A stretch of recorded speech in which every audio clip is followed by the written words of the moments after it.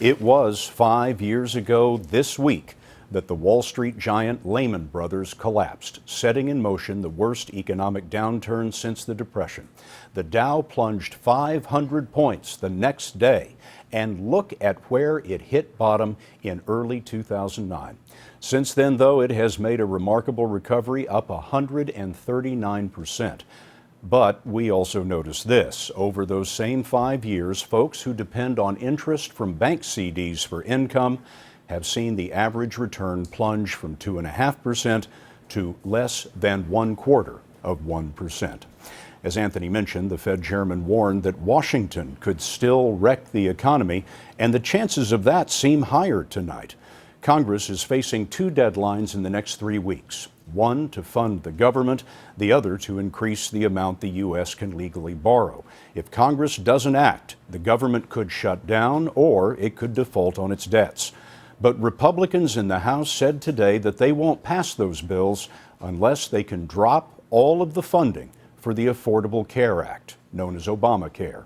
Major Garrett is at the White House tonight and Nancy Cordes at the Capitol. Nancy?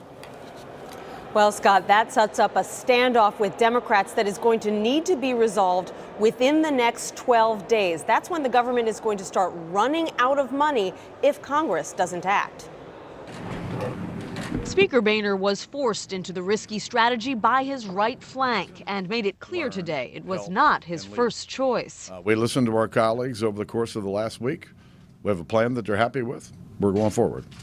By colleagues, he means roughly 40 Tea Party Republicans who balked at funding the government past September 30th unless the president's health care law was defunded or delayed. And this is a devastating law that's having a devastating impact on all of our health care across the country. Steve Scalise of Louisiana says he and other conservatives are tired of taking symbolic votes to repeal the law and wanted something with more teeth.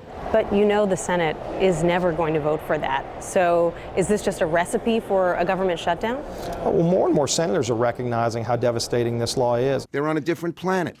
Senate Democrat Chuck Schumer says his party, which controls the Senate, is united against defunding the president's signature achievement.